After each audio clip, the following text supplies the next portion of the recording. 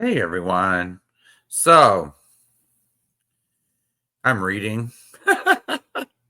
So I'm seeing that Australia just passed social media ban on minors.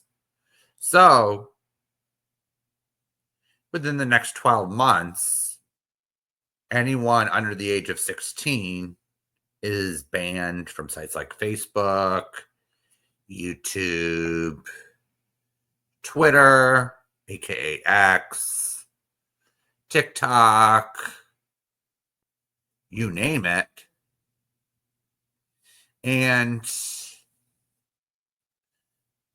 really got me thinking, this is a farce. How is Australia going to enforce it? Really? So let's read the article that passed Parliament. It passed on Wednesday in the lower house. Passed the Senate on Thursday with bipartisan support.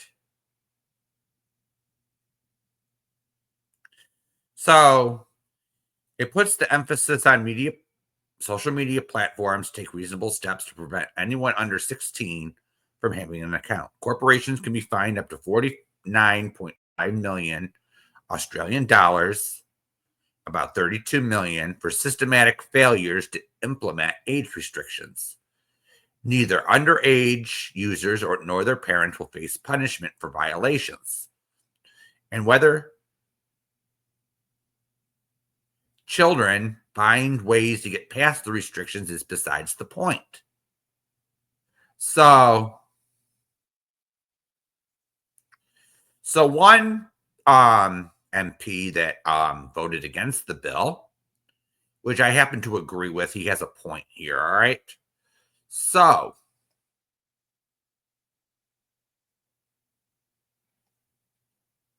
he says when he was 13 years old, he was addicted to the video game Sims. His father installed a program so his computer would automatically shut down after an hour. It took him 10 minutes to figure out how to get around that. Mr. Bates, now a 32-year-old lawmaker, as the youngest person in the chamber, and one of very, very few people in this place who grew up with this technology and with social media. And I can say the change is needed, but this bill is not it. So what this bill does, it doesn't address any of the problems, any of the content. It doesn't address the cyberbullying and harassment on these platforms. It just says, okay, if you're a child, we're just gonna if you're underage, we're just gonna not gonna let you on the platform. All right. So this is just a band-aid on a bigger problem, in my opinion. All right.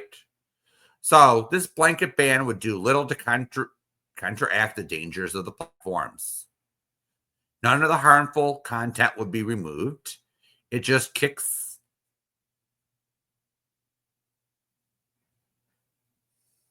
people off. And it may sound good on paper, like this article says, but it's, in my opinion, it's not practical. All right. So it's talking about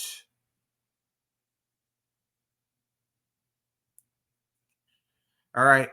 So does anyone else think this is a good idea for countries to ban minors off of social media platforms? So this got me thinking, isn't it the parents' responsibility to, in other words, monitor their own kids' behavior? So if a parent doesn't want their kid on social media, isn't there software that they can use to ban them from websites? Now, I'm just going to say this, all right? My state and several other states in the US decided Well, they thought it was a good idea to restrict what normal adults watch on the internet. Okay. So they had this brilliant idea of punishing us adults by implementing ID requirements to watch adult content. All right. So, in order to watch adult content in my state and a few others, you got to show some of these companies ID, photo ID, or show them a credit card and give them the dough, practically. So I found a workaround around that. 1, 2, 3. I just use a VPN. Now, some of these kids are smart and they'll probably pretend to be in another country on their home computers. So, how is Australia going to enforce this so called social media ban? Really?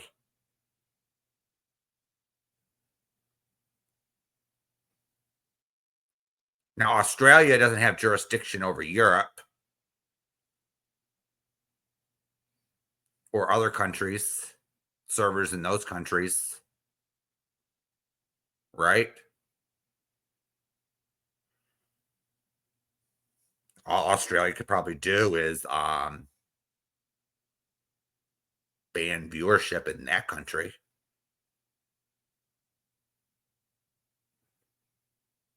So this bill has a lot of problems. How are they going to unverify someone's identity on social media, especially YouTube? So let me give you an example. All right. So kids are resourceful. So a kid can steal their mother's ID if they're in one of these states in the US, type in the info, kaboom, they're watching adult content.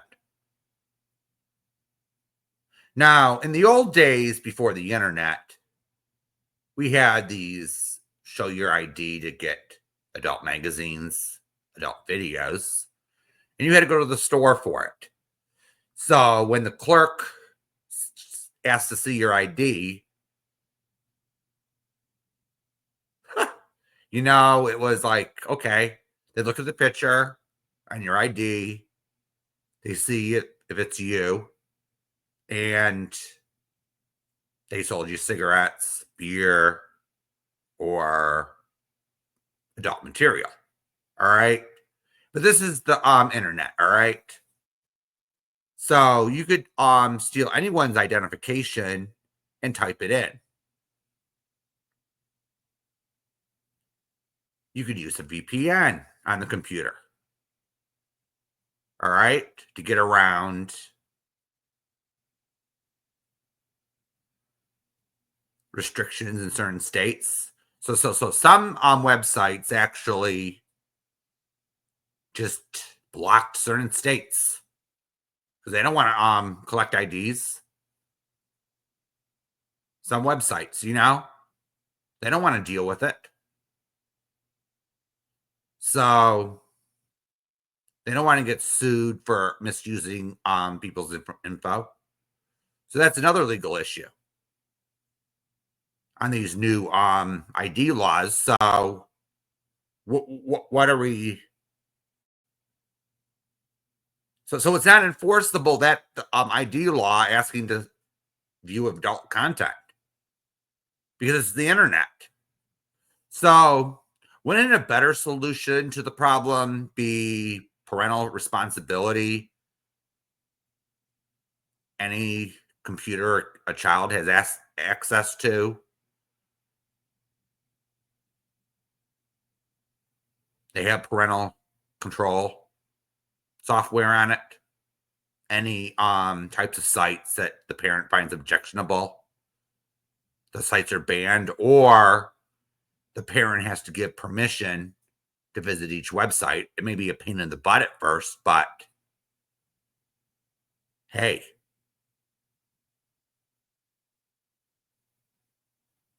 I thought it would be the parent's responsibility what site they want their kids going to. But this bill in Australia doesn't address the policies. We all see bullying on here. We all see harassment. We all see the bigger picture. All right. But those things aren't being addressed. This is just a band-aid on a bigger problem. All right. So I think this Australia bill bars everyone under 16 is a big joke. It's not really going to work. And how are they going to enforce it? You get what I'm saying?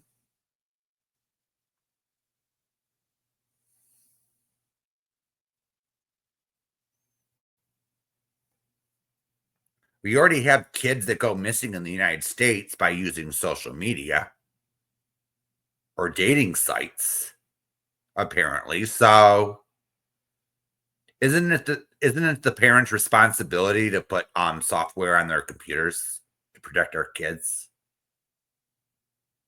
Just saying. So the children under this law face no consequences for bypassing restrictions, government restrictions. So that's concerning.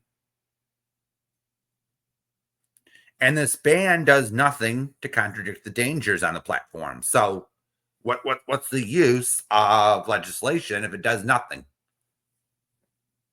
What this actually is, in my opinion, it's legislation pretending to do something about a problem while patting big corporations in the back and say, we'll do nothing about it. We'll just ban kids. So we pretended to do something about it. Just for your vote. Just to pretend we care. You know, just more bullshit and politics as usual. You know, I could see right through this nonsense. You know, as I said in my live, I didn't know how corrupt Australia was. I knew they were corrupt, but I didn't know to the extent until I was watching these honest government ads and hilarious girls from Melbourne were actually exposing their own government and making me laugh in the process. And then they started with that. Then they started with the USA, and I was like, oh dear. Making fun of the Supreme Court, making fun of the 2016 election, the 2020 election. So yeah, so I guess Australia is just as bad as we are. So it's just that the Australians have a different system, apparently. Their government is structured differently. So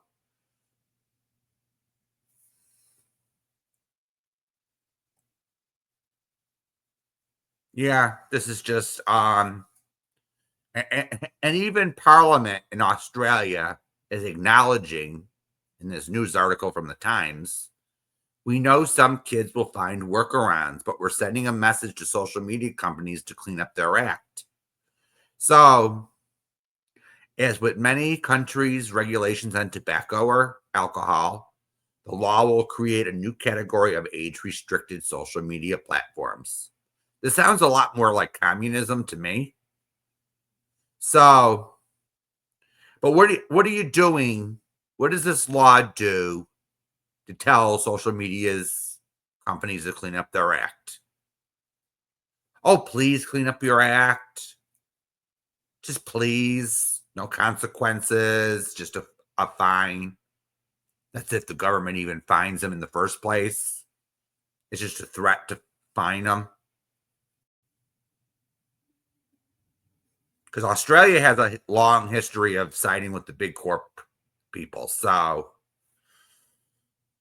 just like in this country, at least there's nothing really different about that. So,